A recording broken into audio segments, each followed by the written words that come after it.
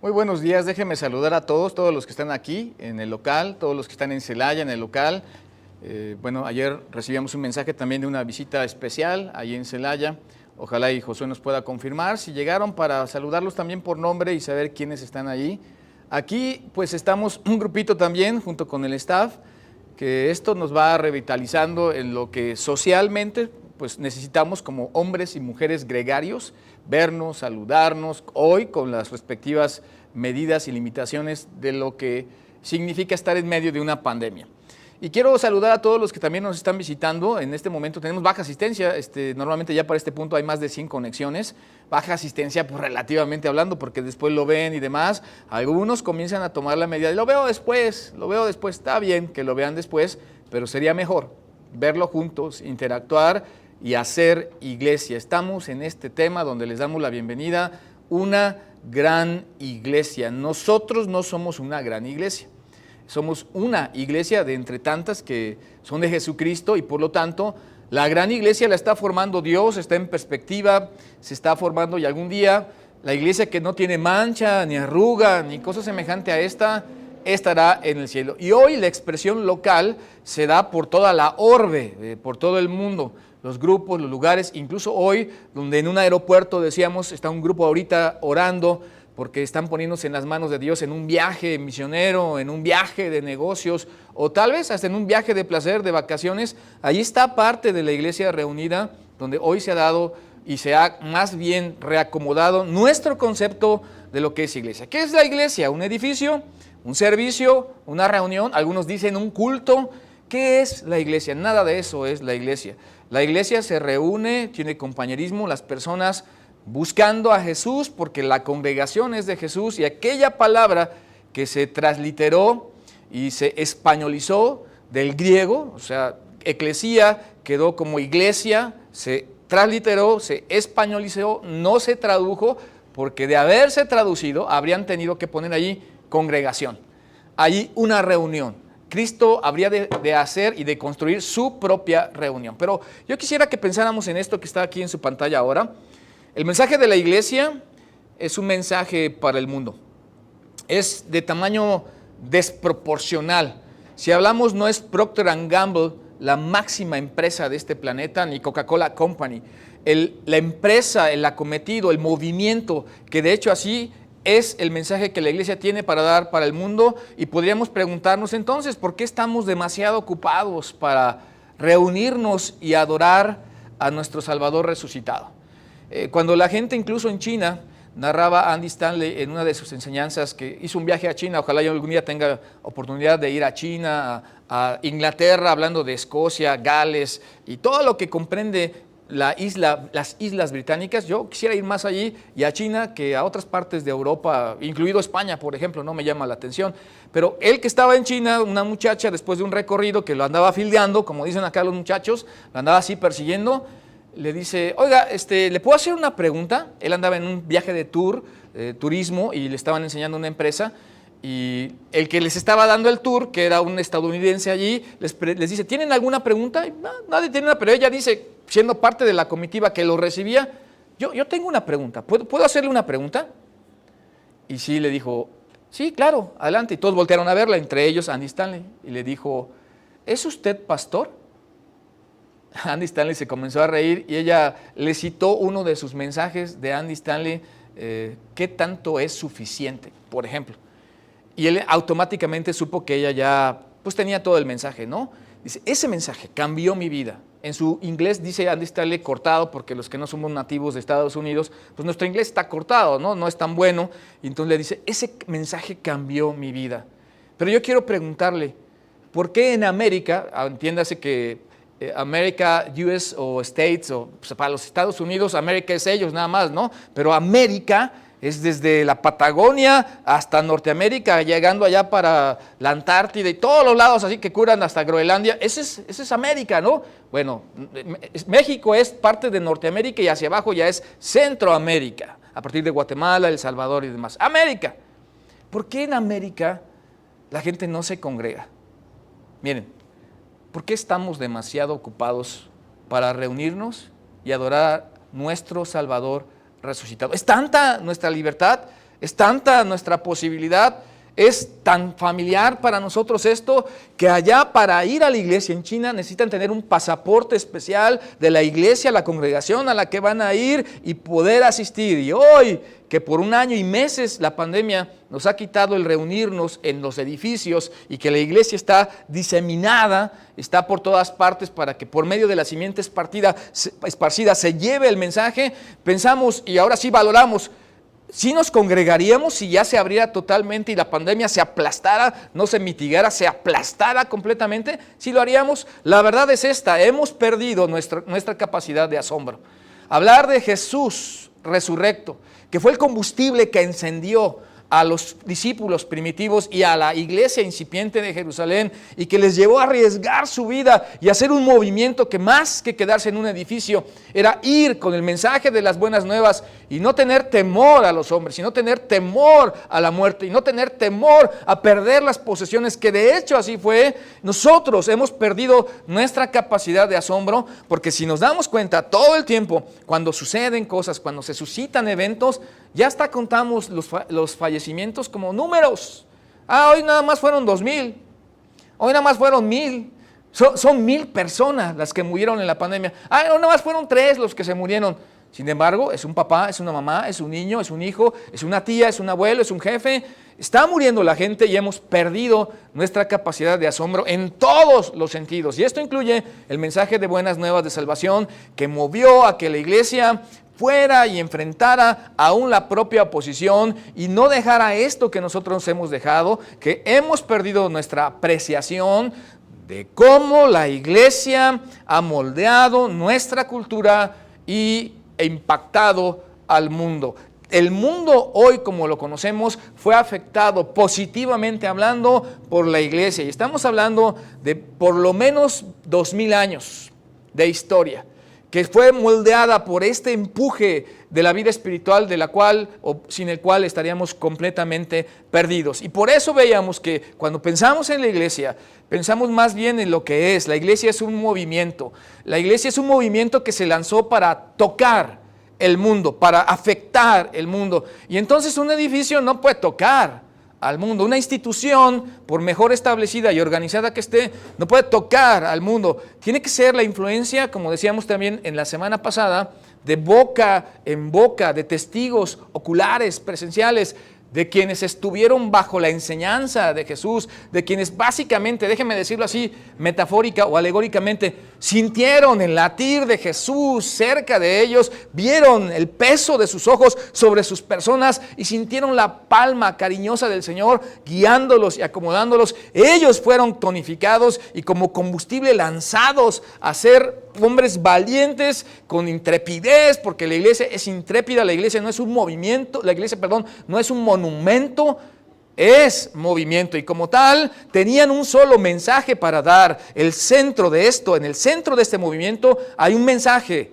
Jesús es el Cristo, el Hijo del Dios viviente, quien murió por nuestros pecados, ya dice pecado singular a propósito, y resucitó de entre los muertos, porque el pecado singular, naturaleza, es la raíz de nuestro problema.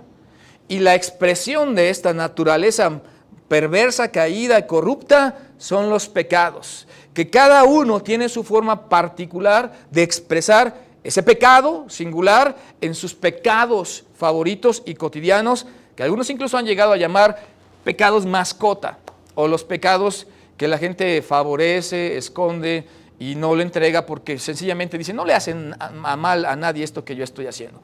Este fue el mensaje que sacudió la ciudad de Jerusalén.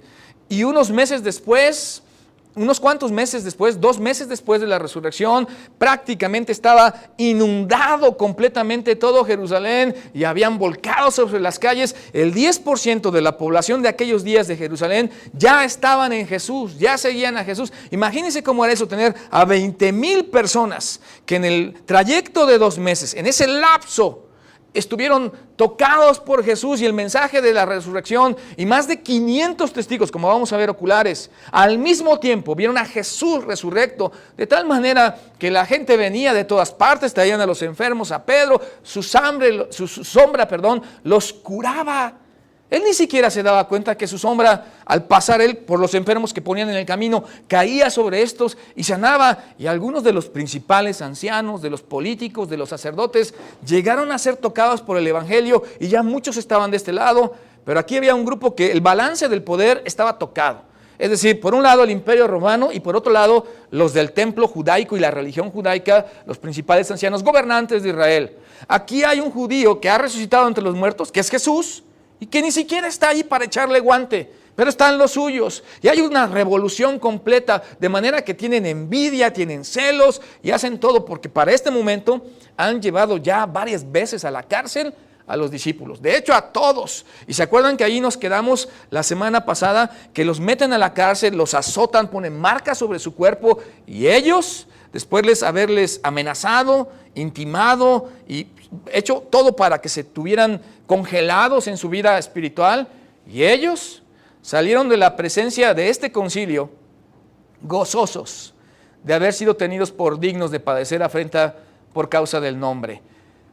Aquí es el asunto de la gente que no tiene temor y que no se pregunta por qué le pasan cosas malas a personas buenas, por qué vienen hecatombes y desgracias sobre aquellos que creen, siguen y sirven a Dios, por qué nos llega a faltar en la despensa, por qué es que nos quedamos sin empleo mejor que los otros que logran con creces los antojos de su corazón y se mofan de pasear la tierra, el cielo, el mar, y se les saltan los ojos de gordura porque hasta en cuanto a comida no les falta absolutamente nada. Ellos sencillamente estaban gozosos, no estaban como nosotros a veces cuestionando a Dios y preguntándole por qué y cuál es la razón de lo que sucede y quejándonos, no. Y todos los días de este movimiento que se lanzó en el templo y por las casas, no había un edificio en particular, no había grandes edificaciones, había las sinagogas y eso era oficial, y el templo de Jerusalén, que prácticamente estaba dominado por la religión judaica, la iglesia no tenía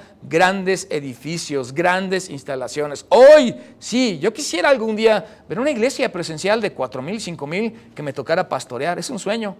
Ayúdeme, por favor.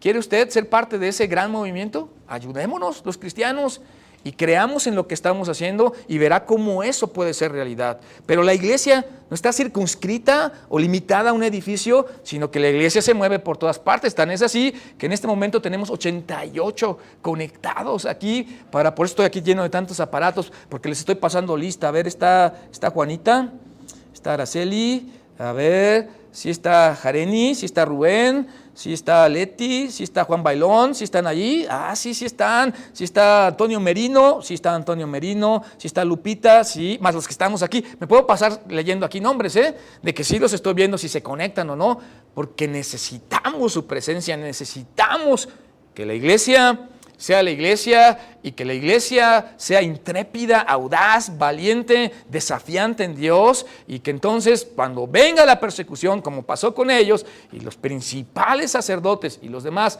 celosos de perder autoridad y dinero también, comenzaron a arremeter contra la iglesia y comenzaron a la vez diseminar y difuminar a la propia iglesia, porque a partir de la persecución se levantaron nuevos líderes y la iglesia llevó el mensaje a lugares ya no hebreos, ya no judíos, ahora griegos del mundo conocido de aquellos días, en lugares donde de alguna u otra manera no lo hubieran hecho de estar cómodos, tal vez como hoy. Si no hubiera llegado la pandemia, no estaríamos transmitiendo. Si no hubiera llegado la pandemia, tal vez no hubiéramos conocido a Claudia Linas y a su mamá, que está aquí, Raquel, entre nosotros, y a José, que está con... Tal vez no hubiéramos conocido a esos amigos que nos han dado seguimiento y que están en grupos de vida a partir de nuestras transmisiones, y que Joana, que vino también con Julie, que hay personas que son muy buenas para invitar. Julie es muy buena para invitar. Aguas, porque el diablo va a querer estorbar la obra que algunos hacen. Realmente así será, porque todos los días en el templo, no solo Julie, no solo Isaac, todos deberíamos hablar, invitar, darle, compartir el link. Ya son 91, ya lo están compartiendo, ya me están haciendo caso en este momento. Nunca fue más fácil que hoy compartir, que la gente tenga la palabra de Dios. Nunca fue más fácil y sencillo que la gente se introduzca. Y así que surgen nuevos liderazgos, surgieron nuevos líderes, y uno de estos nuevos líderes era un hombre llamado Esteban, que como parte del primer movimiento y de los primeros diáconos, servidores de la iglesia en aquellos tiempos, viene la persecución y Esteban comienza a predicar, no les gusta a los líderes lo que está predicando, contratan gente falsa, falsos testigos para decir cosas que Esteban no dijo, lo llevan al concilio, están ahí delante de él y él desde los tiempos antiguos hasta su momento comienza a enseñarles y a predicarles que Jesús es el Cristo, el Hijo del Dios viviente, y comienza a hablarles de las faltas y de las cosas que han cometido. Se tapan los oídos, crujen los dientes, los llevan a las afueras de la ciudad y apedrean a Esteban, y se desata a partir del capítulo 7 del libro de los Hechos una gran persecución, siendo que Esteban se convierte en el primer mártir, porque la tierra está abonada con la sangre de los mártires. Y por eso hoy tenemos nosotros las noticias de estos primeros discípulos que fueron en todo fieles para incluso ofrendar su propia vida y morir por nuestros pecados. Pero a partir de este evento, aquellos que eran enemigos y antagónicos de Dios y de la iglesia, de este gran movimiento que Dios estaba lanzando, que no era un edificio, que no era un servicio, la muerte de estos mártires empoderó. Fíjense cómo un principio que obra para bien también puede obrar para mal. ¿Quién no quiere estar empoderado hoy? ¿Quién no quiere ser como las mujeres que tomen su lugar y los varones que también no dejen el suyo? ¿Quién no quiere ser los muchachos que los respeten?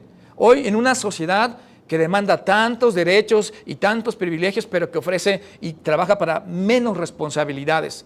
Bueno, esta muerte empoderó a todos los que se oponían a este movimiento, la de la iglesia, la congregación, la reunión, porque no hablamos de un edificio, para desatar su ira sobre la iglesia. Y resulta que el que está narrando todo esto, que vamos a ver donde nos quedamos, es Lucas, el médico, que por cierto va a dar una característica de lo que le pasa a los ojos de Pablo más adelante. Va a introducir a un personaje que básicamente es el principio de la historia de cómo pudo la iglesia subsistir al primer siglo. ¿Cómo es posible que hoy estemos reunidos así digitalmente para disfrutar de un mensaje que pudo haber muerto los primeros 10 años de cuando Jesús se levantó de entre los muertos? De aquel mensaje que trascendió y ha tocado todos los rincones de la tierra, incluso la isla de Pascua, que es tan difícil de localizar, y llegar allí en medio del mar, un lunar de tierra. ¿Cómo es posible que hayan dado con eso? Ahí ha llegado el mensaje del Evangelio. ¿Cómo es posible que a pesar de tanta oposición? Pues miren, aquí está Saulo, que es el nombre o una cuestión fonética del nombre de Pablo en hebreo. Saulo consentía en su muerte, es decir, Pablo estaba en la muerte de Esteban y a él le pusieron las ropas de Esteban, consintiendo en que fuera apedreado porque él creía que servía a Dios, era acérrimo enemigo del pueblo de Dios y buscaba cualquier ocasión, porque se había propuesto, buscaba cualquier ocasión de ponerle fin a este movimiento, a la iglesia, así que arrastraba a hombres, a mujeres, a niños a la cárcel, y muchos de ellos fenecían. Ya saben lo que hacía el circo romano con ellos, y de hecho Pablo va a ser una de las víctimas del propio Nerón emperador para el año 68 después de Cristo. Así que en aquel día hubo una gran persecución contra la iglesia, contra el movimiento que estaba en Jerusalén, y todos fueron esparcidos por las tierras de Judea. Miren, en amarillo, Samaria, salvo los apóstoles. Ahora, ¿por qué está allí en amarillo Samaria? Porque judíos y samaritanos no se tratan entre sí. Así que esta es la manera, Dios permitiendo la persecución, se riega la iglesia que los está mandando fuera de Judea, todo el territorio israelí, Judea, el sur, pero cuando llegan al norte, después del cautiverio, Samaria, judíos y samaritanos no se tratan entre sí, no se quieren mezclar, pero Cristo les había dicho: y me seréis testigos en Judea, en Samaria, hasta lo último de la tierra. Jerusalén sería la primera, hasta lo último de cualquier rincón de la tierra, salvo los apóstoles. Y aquí es un tema de conflicto teológico, porque algunos dicen: ¿por qué si Cristo les había mandado ser parte de lo que se debería de regar, por qué se quedan en Jerusalén? La verdad es que la respuesta no la tengo, pero podríamos hablar de alguien que representa como un ícono, podría ser como un líder o un pilar principal, la iglesia que ellos estaban construyendo allí en Jerusalén, porque a Pablo le tocaría nada más que nada menos el mundo conocido de aquellos días. Y Saulo asolaba la iglesia, no agarraba un pico y una pala y llegaba a un templo y le daba duro con un marro. No, asolaba la iglesia, la eclesía, la reunión, los personajes que seguían a Jesús, las personas. Y entrando casa por casa, arrastraba a hombres y mujeres y los entregaba a la cárcel. Así que este punto del final del capítulo 8, que es el principio realmente, para el capítulo 9 van a pasar 3 años. 3 años de asolar a la iglesia, 3 años de perseguir en las casas, 3 años de donde ningún creyente en Cristo Jesús estaba seguro. Hoy prácticamente nos cuesta nada ser creyentes, por lo menos en el mundo occidental. Nos cuesta nada. Que se burlen algunos de nosotros, tal vez, nos cuesta nada. Sin embargo, tenemos tanta libertad, podemos reunirnos y congregarnos, estamos tan distraídos con nuestra vida, estamos congestionados con nuestra vida, que no nos congregamos. Y en esos 3 años de penuria, pues yo no veo una comparación y un punto comparativo, aunque nuestras más sinceras condolencias por todos los que han muerto en esta pandemia. Dicen que en México ya son 230,000 personas, particularmente creo que es el doble, particularmente creo que va muchísimo más, pero los documentados y registrados, las cifras oficiales, es desgracia alrededor. Es personas que tal vez partieron de esta tierra sin el mensaje, sin Dios, sin Cristo, y que a nosotros como iglesia nos debería preocupar que tú que estás aquí oyendo este mensaje, es por eso que lo estamos haciendo. No queremos ser famosos precisamente por ser famosos. Queremos que el mensaje, si ha de ser la iglesia Conexión Vida famosa, llegue y Dios nos use como a otras iglesias para que en este año, 2, 3 meses que llevamos, que no son 3 años y no tiene ningún punto de comparación con lo que la iglesia sufría en aquellos días, nos use Dios para dar el mensaje.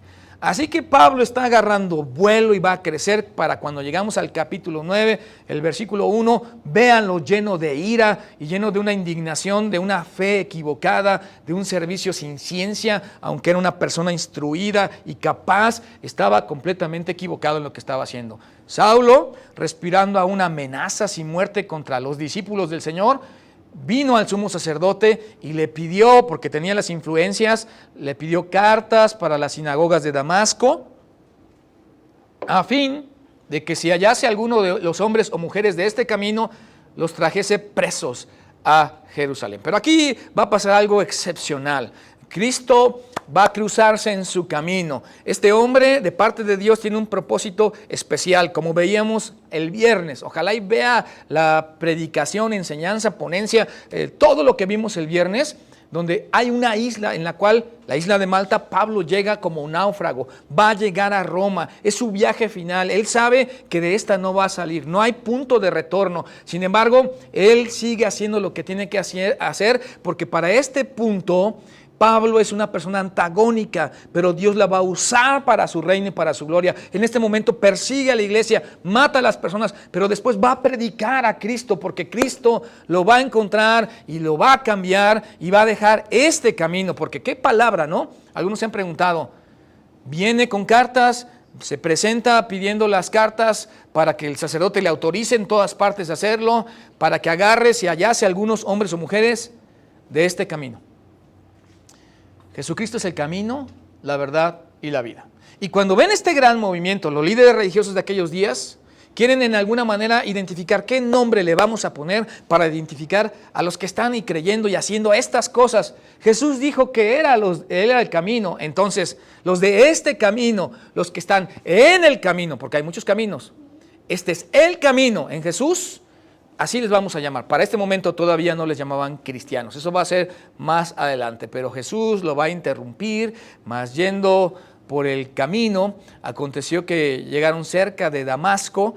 Repentinamente lo rodeó un resplandor de luz del cielo. Y cayendo en tierra oyó una voz que le decía, Saulo, Saulo, ¿por qué? Ahora en rojo, ¿por qué me persigues? ¿Por qué me persigues? Y como una analogía allí, entendemos que Pablo estaba persiguiendo a Pedro, a Juan, a los discípulos, mataron a Esteban y los demás, a Dorcas, a Lidia, la que vendía púrpura, que para el capítulo 8 de los Hechos todavía no está allí, pero al 15 ya está Lidia, la que vendía púrpura, la primera iglesia en Europa. ¿Por qué me persigues? La analogía es esta. Cada vez que alguien persigue a un hijo de Dios, a un seguidor de Jesús, a un creyente en Cristo Jesús, realmente está persiguiendo el movimiento de Jesús. Se está metiendo con Jesucristo mismo.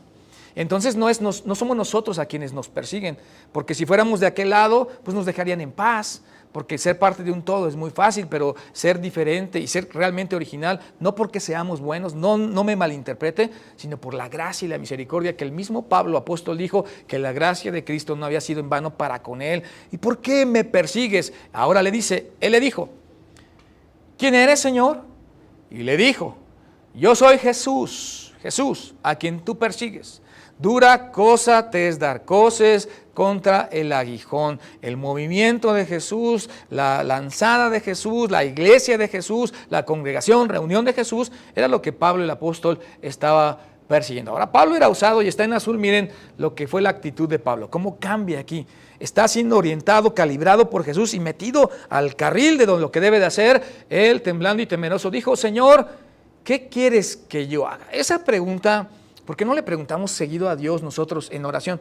¿Qué quieres tú que haga yo? No es qué quiero yo que tú hagas para mí. ¿Qué quieres tú que yo haga para ti? La respuesta es muy sencilla. Que la iglesia sea un movimiento, que la iglesia no sea de domingos y de reuniones locales, que la iglesia sea de una vida cristiana que infunde e influye en la vida de las personas. Y el Señor le dijo, levántate, instrucciones precisas y entra en la ciudad. ¿Estás deprimido? Levántate, incorpórate. Hay que erguirse en una incorporación de la vida a Él físicamente. Entra en la ciudad y se te dirá lo que debes hacer. Ahora aquí va a entrar otro personaje, discípulo, de los que a veces dudamos en acción. Entonces había entonces en Damasco un discípulo llamado Ananías, a quien el Señor dijo en visión, Ananías, y él respondió, heme aquí, Señor. Hasta ahí está mansito, ¿no? Como cuando nosotros recibimos las primeras cosas de Dios y, sí, qué padre, esta onda está muy bien, ¿no? Esto de ser cristiano, hasta Lupita D'Alessio es cristiana y Yuri, está de moda ser cristiano. Creo que dicen que hasta Luis Miguel ya recibió a Cristo, ¿no? Bueno, está de moda, es buena onda ser cristiano. Ananías no va a pensar así, hasta aquí sí, pero cuando Dios le dice, y le dijo el Señor, levántate y ve a la calle que se llama derecha. O sea, una calle que se llama derecha es porque está derecha, ¿no? O sea, no hay nada más para derecho. Y busca en casa de Judas a uno llamado Saulo. Y le empiezan a zumbar los oídos y como que oye que algo timbra a Ananías. De Tarso, sí, es él. Ahí está la forma en la que se ubica esta persona. ¿Por qué aquí él ora? Pues si él nos persigue a la iglesia, a la cristiandad. Entonces Ananías respondió, Señor, ¿estoy escuchando bien? ¿No te estás equivocando? Yo sé que no necesito buscar a Saulo porque él me anda buscando a mí. Él de hecho anda buscando a todos los seguidores de Jesús y los quiere llevar a la cárcel. Además, Dios, ¿no te das cuenta? Tengo miedo. He oído de muchos acerca de este hombre. ¿Cuántos males ha hecho a tus santos en Jerusalén? Y si puedo intercalar un paréntesis de reclamo, ¿y todavía tú quieres, Dios, que yo vaya y lo vea? ¿Y quieres que vaya y me meta a su casa y que me ponga en su territorio? ¿Eso es lo que quieres, Dios? Ahora, y aún aquí, tiene autoridad de los principales sacerdotes para, estoy en peligro, Dios, para prender a todos los que invocan tu nombre, por causa de tu nombre. El problema es tu nombre, el problema no es el templo, el problema es la identificación como creyentes en Cristo que somos de ti. Pero el Dios cuando llama no cambia de opinión, Él no tiene sombra de variación, Él sabe lo que hace. Y Él cuando te manda, vas bajo la cobertura de Dios. El Señor le dijo, ve, porque instrumento escogido me es este. Y aquí está el principio de la respuesta de por qué la iglesia es un movimiento que superó el primer siglo, que pasó las primeras décadas, que llegó a nuestros días y que hoy podemos pensar en todo el medievo, la etapa del oscurantismo y de la Santa Inquisición, que de santa no tenía nada.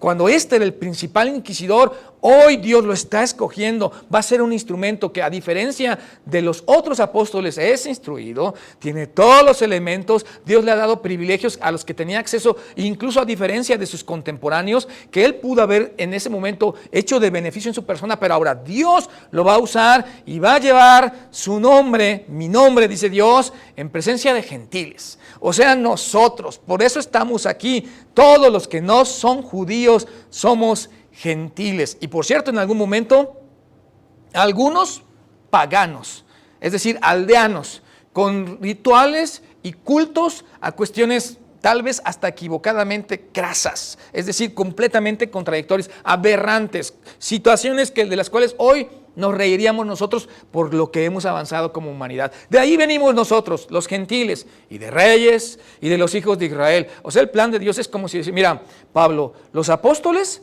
los otros 12, 11, se van a hacer cargo de Jerusalén. El reto y el desafío está allí. Y tú hazte cargo de todo el resto del mundo conocido. Así que a cuestas estaba Pablo llevando este cometido de parte de Dios, pero esto no iba a ser fácil, porque yo le mostraré cuánto le es necesario padecer por mi nombre.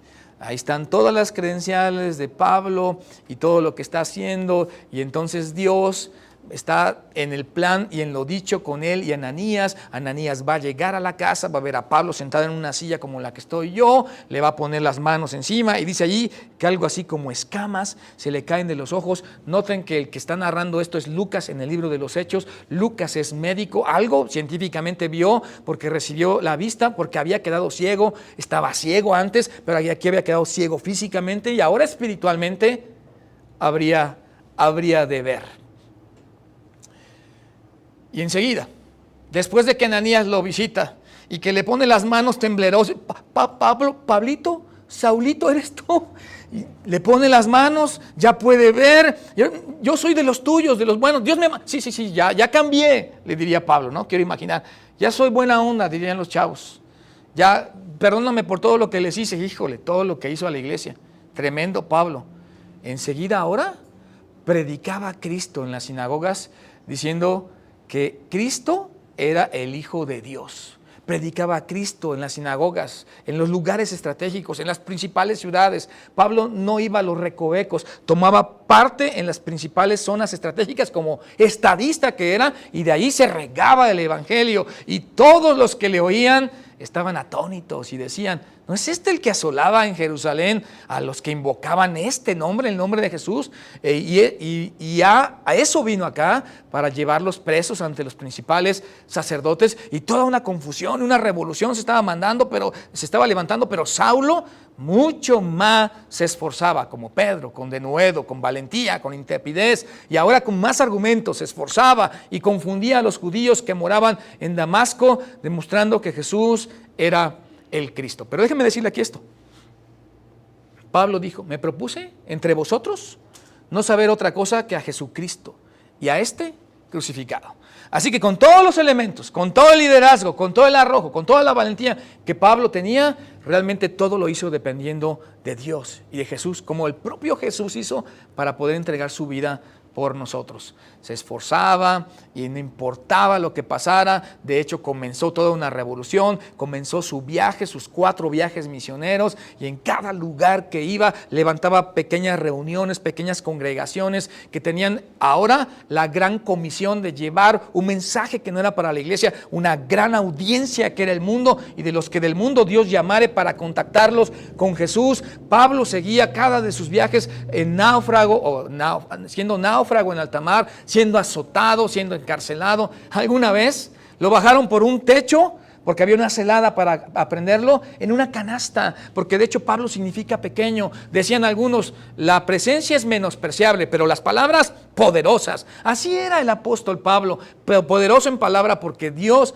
estaba con él y había un combustible que lo movía, Jesús y su obra. Así que si revisan un mapa de nuestro planeta y pueden ver el mar grande ahí, llegando a Jerusalén, subiendo, llegando hasta Turquía, llegando hasta Italia, Roma y España de este lado. Todo eso Pablo lo llenó de congregaciones y de iglesias, y de ahí tenemos las epístolas de la prisión, Filipenses, Efesios, y de las que nosotros hoy leemos y vemos, ay, Pablo escribió esto, estaba preso cuando lo escribió. Filemón estaba preso cuando lo escribió, y cuando lo estaba escribiendo luego sale por un tiempo, sigue predicando. O sea, Pablo no se amedrentó porque lo metieran en la cárcel. Pablo dijo, yo estoy preso, mas el evangelio no está preso. Como hoy, nosotros no nos podemos reunir, pero el evangelio no está preso. Es para más ser iglesia y para más dar el evangelio.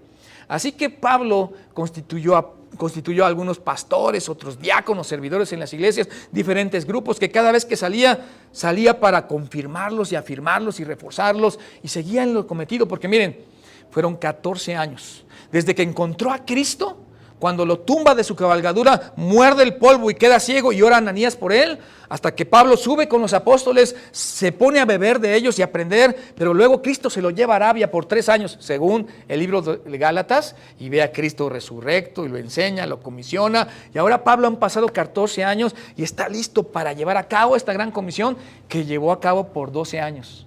Hoy por hoy, la obra es de larga distancia. Antes eran 100 metros planos. Los profetas vivían poco tiempo. Pablo estaba aprovechando bien su tiempo y lo hizo bien, de manera que hizo la mayor contribución para nosotros. Esta es la mayor contribución de Pablo.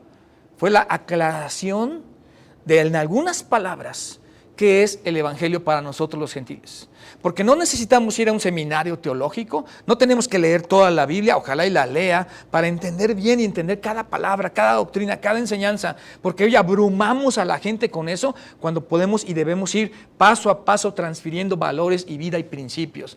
Pero entonces Pablo dice, me voy a asegurar de que ustedes, los que en algún momento también aquellos de nosotros que no estamos familiarizados con el Antiguo y el Nuevo Testamento y la promesa del Mesías, que el mundo griego no conocía de esto, ni buscaba un Mesías, tenían dioses por todas partes, y Pablo llega al Areópago, allí en Atenas, y ve un montón de altares, y les dice, miren, he observado que en todos vosotros varones son bien religiosos, y entre todos los altares que tienen, hay un altar especial, que dice al Dios no conocido, de ese les vengo a hablar. Pablo tenía argumentos para hablar con los principales filósofos de aquellos días, como los epicúreos, pero además conocía la visión de la gente que no era judía y que no tenía nada que ver con la cultura judía. Incluso conocía a aquellos que creen que hay un Dios, pero se quedan preguntándose cómo saber si hay ese Dios. O sea, nosotros, porque la salvación viene de los judíos. Entonces Pablo, en 1 Corintios, en el capítulo 15, versículo 1 nos va a decir, además os declaro, hermanos, aquí viene, el evangelio que os he predicado, el cual también recibisteis, en el cual también perseveráis. Hoy hemos leído bastante, qué bueno, porque primeramente os he enseñado lo que asimismo recibí, que Cristo murió por nuestros pecados conforme a las Escrituras. Y aquí viene, y que fue sepultado y que resucitó al tercer día conforme a las Escrituras. Pero además, y apareció a Cefas y después a los 12. Así que si no entendemos y comprendemos nada del Antiguo Testamento, Pablo quiere que comencemos con esto. Esto es lo principal. Si te has perdido todo lo demás, esto es, ahorita deje los cornflakes en la mesa. Bueno, es muy tarde para cornflakes. Deje la carne asada allá a un lado del almuerzo. Sí, ya es para almuerzo a lo mejor. Deje el guacamole allí enfrente. Hágalo a un lado. Eso para después. La coca bien, esa sí tómasela ahorita y tómesela por mí porque estoy aquí muy acalorado, ¿no? Apareció a Cefas. Este es el evangelio. Una situación no solo algo que creer, sino algo de lo que fueron testigos y vieron, por lo cual ofrendaron sus vidas y murieron con gusto porque Jesús se había levantado de los muertos. Pero no solo ellos, después apareció a más de 500 hermanos a la vez, de los cuales, dice Pablo, muchos viven aún y otros duermen. Quiere decir que para cuando en el año 55, 56 después de Cristo, que Pablo escribe la primera carta a los Corintios, había gente allí de los opositores que estaban escuchando estas palabras, a quienes Pablo le decían, si quieren vamos un viaje a Jerusalén, y ahí vean, ahí hay gente, 1500, algunos ya duermen, muertos, pero la mayoría están vivos, lo vimos. No fue un grupito de 5, no fue un grupito de 3, no fue paranoia colectiva, 500 hermanos a la vez, es historia. Y después apareció a Jacobo, el medio hermano de Jesús, después a todos los apóstoles y al último de todos, como a un abortivo, me apareció a mí. Dice Pablo, guarda la perspectiva de las cosas, es el que hizo más, pero es el que se siente menos. Es el más grande, pero es el que tiene la mayor humildad visible, ¿no? En algún momento Pedro era el hombre importante, ahora el hombre importante es Pablo. Pablo escribe 14 epístolas del Nuevo Testamento y Pedro tiene primera, segunda de Pedro y tal vez el Evangelio de Marcos que le usó como secretario a Marcos. Así que Pablo está con los pies en la tierra y dice, porque yo soy el más pequeño de los apóstoles, que no soy digno de ser llamado apóstol porque perseguí a la iglesia de Dios, porque quise ponerle fin al movimiento de Dios, porque quise aniquilar a las congregaciones de Dios, porque quise matar a cada persona, porque los edificios están ahí y lo que me ha llevado allí, noten y tomen foto de esto, lo que llevó a Pablo allí después de ser perseguidor, ahora predicador de Jesús y de la fe, pero la gracia de Dios o por la gracia de Dios, pero por la gracia de Dios soy lo que soy. Y su gracia no ha sido en vano para conmigo. Antes he trabajado más que todos ellos, y de verdad que así fue. Pero no yo, sino la gracia de Dios conmigo. Así que Pablo dio su vida para que la gente como nosotros lo supiera, lo creyera, lo entendiera, lo abrazara, lo siguiera y no nos preocupáramos tanto de tanto conocimiento, que el conocimiento sin amor envanece, pero el amor edifica. Y necesitamos más bien quedarnos en las palabras de lo que aquel entonces el mundo lo sabría y lo sabe hoy, de estas palabras tan contundentes del apóstol Pablo: Cristo murió por nuestros pecados. Fue sepultado, ese es el evangelio. Y resucitó al tercer día y apareció. ¿Quieren leerlo conmigo los que están aquí y los que están en casa y los que están en Celaya? ¿Quieren leer esta frase que está aquí, que es el evangelio? Cristo murió por nuestros pecados. Fue sepultado, resucitó y apareció. ¿Quieren leerlo otra vez, por favor? Cristo murió por nuestros pecados. Fue sepultado, resucitó. Así que de este gran movimiento, lo que todos podemos tener en común y las diferencias de métodos, de creencias, aquí todos coincidimos, aquí todos venimos, que Cristo murió por nuestros pecados, por mi pecado. Y esperamos que algún día te reconozcas así delante de Dios, que te identifiques con Cristo, que digas: Cristo murió por mi pecado o por mis pecados. Y luego sepultado, para que nos quede duda, no nos quede duda que fue muerto, porque la muerte lo hizo presa por nosotros, para que nosotros fuésemos justicia de Dios en Cristo Jesús. Y luego, porque la muerte no lo podía retener, resucitó para también darnos justificación. Así como Cristo murió por nosotros, también vive por nosotros. Y si Cristo está en nuestro corazón, el que levantó de los muertos a Cristo Jesús, vivificará también tu espíritu, para que estemos en la eternidad con Dios por su gracia y por su gracia, porque no lo merecemos. Y luego apareció, porque esto es evidente, es conocido por todos. ¿Cómo quisiéramos que tú que estás aquí o que nos están escuchando ya de tiempo hicieran este proceso de llegar al punto de reconocer a Jesús como su personal Salvador y abrazar el evangelio y decir: Jesús, dame parte en tu familia, quiero ser un hijo adoptado tuyo, te pido perdón por mis pecados, sálvame, dame la vida eterna, porque este gran movimiento, este gran mensaje es para la iglesia, y para que la iglesia tocara con este mensaje a todo el mundo, una gran audiencia, porque es una gran iglesia, porque es una gran salvación, porque es un gran perdón, porque es un gran Dios, porque es una gran eternidad la que nos espera. Ojalá y hoy vengas a la fe en Cristo Jesús, donde estés. Si vas de camino escuchando esto y viéndolo a la vez, si estás caminando en Walmart y haciendo las compras con tu teléfono ahí en el carrito, si estás en tu casa viendo un televisor, tómate un momento para decir: Jesús, hoy creo en ti, hoy llego a la fe de este gran movimiento, entiendo todo lo que los otros seguidores tuyos hicieron para que hoy recibiera este mensaje, que Cristo murió por mis pecados y que a la vez que fue sepultado se levantó de entre los muertos para justificarme y darme vida eterna, y que de esto hay evidencia, pues apareció a más de 500 hermanos a la vez, y hoy creo en ti, hazme tu hijo. Yo quisiera mostrarles un video que va a parecer que no tiene nada que ver con esto. Y esto ya no cuenta el mensaje, ya terminó el mensaje. El viernes hablamos de dar con la isla que Dios puso para salvarse. Una iglesia muerta no puede ser un gran movimiento. Una iglesia sin fe no puede ser un gran movimiento. Una iglesia que no obedece las islas que Dios le da para que nosotros nos salvemos en este mar proceloso que está picado y que todas las embarcaciones zozobran y están muchas familias feneciendo, seríamos los más dignos de misericordia y lástima si no hiciéramos caso. Una iglesia muerta no sirve de nada. La iglesia tiene que estar más viva que nunca. Y yo creo que hoy la vacuna es una isla. La isla de Malta medía 24 kilómetros de largo por 14 de ancho. Una pequeña isla donde Pablo, antes de llegar a Roma para dar este mensaje, cayó allí como náufrago, porque Dios le dijo, según el mensaje que vimos el viernes, ojalá y lo vean: allí vas a dar, Pablo, no vas a fenecer y ninguno de los que navegan contigo fenecerá.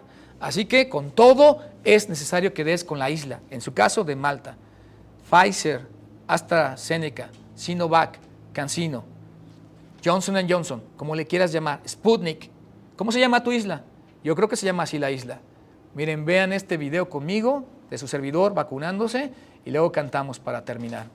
En la cara nada más, que veas ok. cuando sale. Ah, bueno. Sí, mero. Entonces que sí le entre líquido.